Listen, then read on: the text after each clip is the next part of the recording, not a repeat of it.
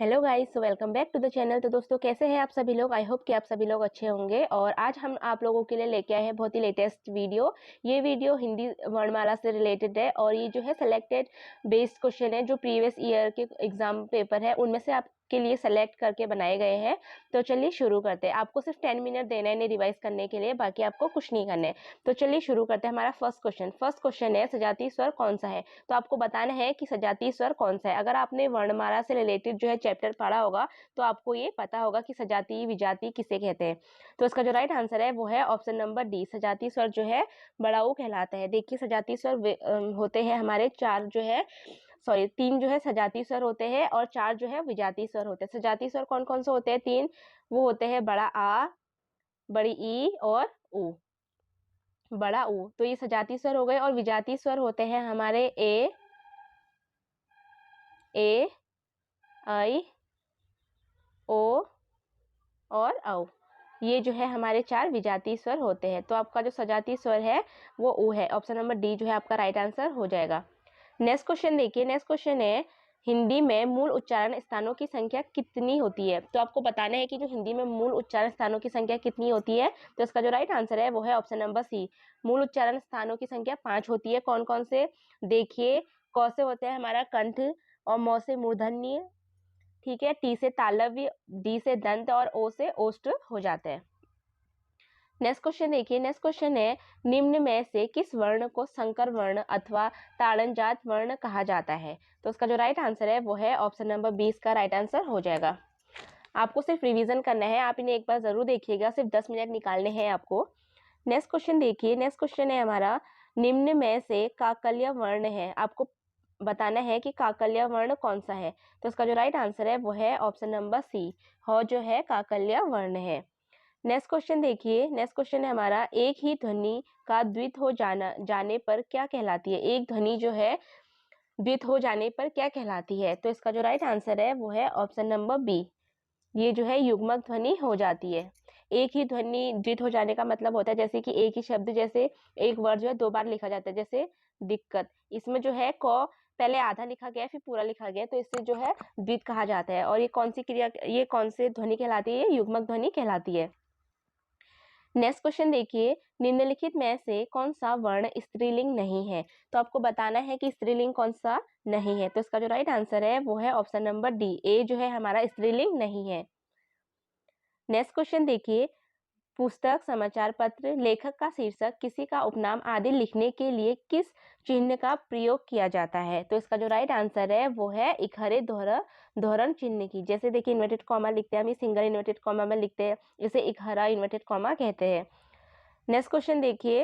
Next question है हमारा य किस प्रकार की ध्वनि है। तो आपको पता होना चाहिए कि य किस प्रकार की ध्वनि है। तो इसका जो राइट आंसर है वो है ऑप्शन नंबर ए, य जो है तालव्य ध्वनि है जो हमारे तालव्य से निकलती है, य, र, ल और व। नेक्स्ट क्वेश्चन देखिए। नेक्स्ट क्वेश्चन है हमारा उच्चारण की दृष्टि से संबल ध्वनि का कौन सा वर्गीकरण है। संबल ध्वनि का कौन सा वर्गीकरण है। तो उसका जो राइट आंसर है वो है option number D. Next question देखिए। नेक्स्ट क्वेश्चन है हमारा भाषा की सार्थक लघुत्तम इकाई किसे माना जाता है। तो भाषा की सार्थक लघुत्तम इकाई जो है वर्ण को कहा जाता है। नेक्स्ट क्वेश्चन देखिए। स्वर तांत्रियों के आधार पर व्यंजनों को कितने वर्गों में बांटा गया है। तो इसका जो राइट आंसर है वो है ऑप्शन नंबर डी, 2 भागों में बांटा गया है, 2 वर्गों में जो है इसे बांटा गया है। नेक्स्ट देखिए। प्रत्येक शब्द की वर्तनी के सभी वर्णों को उसी क्रम में अलग अलग दिखाना क्या कहलाता है। देखिए, फिर से देखिए, सभी वर्णों को उसी क्रम में अलग अलग दिखाना क्या कहलाता है। तो इसका जो राइट आंसर है वो है ऑप्शन नंबर ए, ये जो है वर्ण विच्छेद कहलाता है। ऑप्शन नंबर ए इसका राइट आंसर हो जाएगा। नेक्स्ट क्वेश्चन देखिए। नेक्स्ट है हमारा कौन सा शब्द स्वर का वर्गीकरण नहीं है। तो कौन सा शब्द स्वर का वर्गीकरण नहीं है? द्वित जो है स्वर शब्द का वर्गीकरण नहीं है। नेक्स्ट देखिए। जिन स्वरों के उच्चारण में 2 मात्रा का समय लगता है या ह्रस्व से 2 गुना समय लगता है उनको क्या कहते हैं। तो इसका जो राइट आंसर है ऑप्शन नंबर डी, उनको जो है गुरु स्वर कहते हैं। एग्जाम से पहले इन्हें एक बार जरूर रिवाइज करके जाइएगा। नेक्स्ट क्वेश्चन देखिए, जिनकी ध्वनि केवल मुख से निकलती है वे है।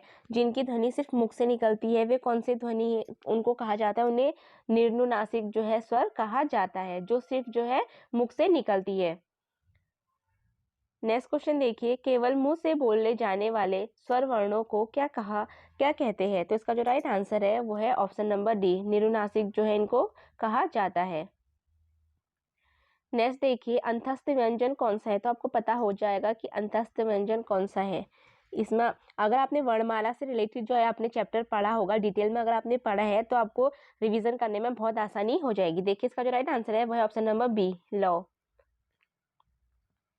अगला देखिए, ओठों की आकृति के आधार पर जो है निम्नलिखित में कौन सा आवृतमुखी स्वर है? तो इसका जो राइट आंसर है वो है ऑप्शन नंबर डी, ई जो है आवृतमुखी स्वर है।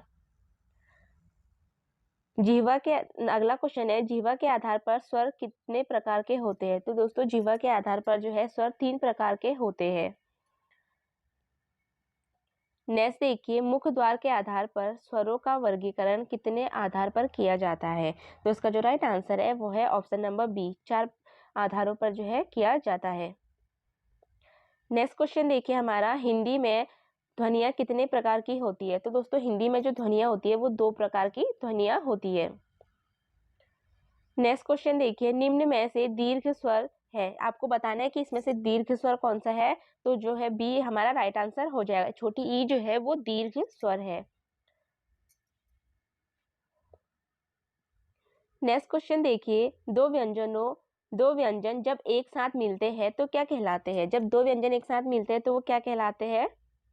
तो इसका जो राइट आंसर है वो है ऑप्शन नंबर डी, ये जो है संयुक्त व्यंजन कहलाते हैं।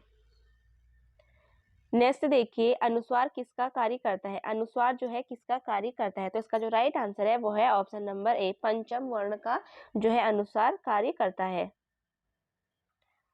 नेक्स्ट देखिए, सर्जम वाला सौ, षटकोण वाला सौ और सौ ह कौन से व्यंजन कहलाते हैं? ये जो है दोस्तों ऊष्म या संघर्षी व्यंजन जो है कहलाते हैं। ऑप्शन नंबर सी जो है हमारा राइट आंसर हो जाएगा। नेक्स्ट क्वेश्चन देखिए, हिंदी शब्दकोश में जो छ होता है का क्रम किस वर्ण के बाद आता है? तो इसका जो राइट आंसर है, इसका राइट आंसर है ऑप्शन नंबर सी, ये जो है क के बाद आता है। नेक्स्ट क्वेश्चन देखिए, व्यंजन को स्वर रहित लिखने के लिए किस चिन्ह का उपयोग किया जाता है? इसका राइट आंसर हो जाएगा ऑप्शन नंबर ए, हलंत। नेक्स्ट देखिए, स्वर रहित व्यंजन जब स्वर रहित व्यंजन से मिलता है तब क्या कहलाता है? इसका राइट आंसर हो जाएगा हमारा ऑप्शन नंबर डी, संयुक्ताक्षर। अगला देखिए, जिनका उच्चारण ऊपर के दांतों पर जीभ लगाने से होता है उन्हें क्या कहते हैं? तो इसका राइट आंसर हो जाएगा, इन्हें दंत कहते हैं। दंत से जो उच्चारण होता है इन्हें दंत उच्चारण कहते हैं। नेक्स्ट क्वेश्चन देखिए हमारा, अनुनासिक का संबंध होता है। तो दोस्तों अनुनासिक का संबंध होता है, इसका जो राइट आंसर है वो है ऑप्शन नंबर ए, नाक और मुंह से जो है अनुनासिक का संबंध होता है। अगला क्वेश्चन है, कौन सी दो ध्वनियों को अयोग्य वाह कहते हैं? तो इसका जो राइट आंसर है वो है ऑप्शन नंबर ए, अनुस्वार और विसर्ग जो है अयोग्य वाह ध्वनियां कहलाते हैं।